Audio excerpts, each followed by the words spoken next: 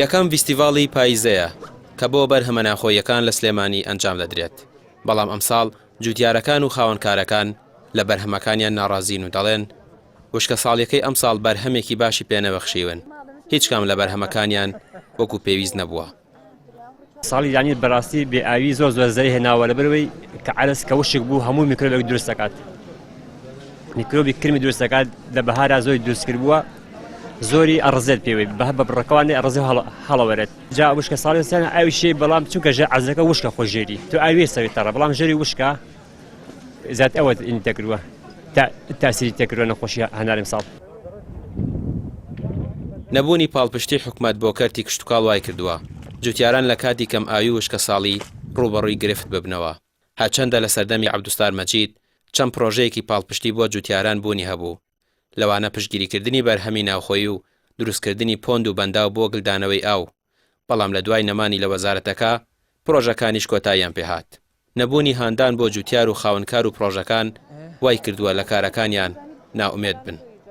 ئەمساڵ بەرهەمی هەنگ زۆر خراپ بوو بە تایبەت لە کوردستان. تەنها ناوچە کوێستانەکان کوێستانە زۆر بەرزەکان ڕێژەیەکی مامناوەند هەنگوی نەبووە گەنا بەعام هەنگوین زۆر خراپ بوو. بەڵام لەگەڵەوەیشە ئەو کەمەش کە هەیە هەنگوینێکی ئەلحەمدولیلا کوالێتیە. وەڵا وشکە ساڵی و کەم ئاوی زۆر تەئەسیری هەبوو لەسەر بەرهەمی هەنگ. لەم فیستیڤاڵەدا کە بۆ ماوەی 5 ڕۆژ لە کارگەی جگەرەی سلێمانی بەردەوام دەبێت 54 خاوەنکاری ناوخۆیی بەشدارن.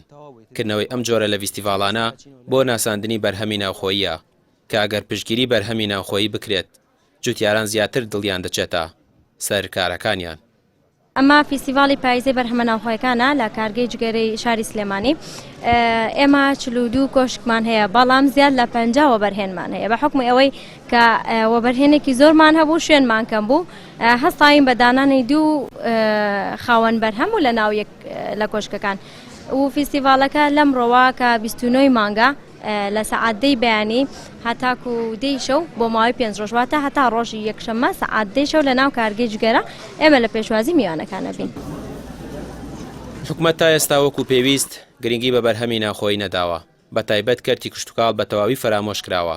جوتیاران دەڵێن ئەگەر حکومەت لە کاتی زیاندا قەرەبوویان نەکاتەوە و لە کاتی پێگەشتنی بەرهەمی ناوخۆییدا پاڵپشتیان نەکات و ڕێ لە هاتنی بەرهەمی دەرەکی نەگرێت جگە لە ماندووبوون و زیانی مادی هیچی دیکەیان بۆ نامێنێتەوە.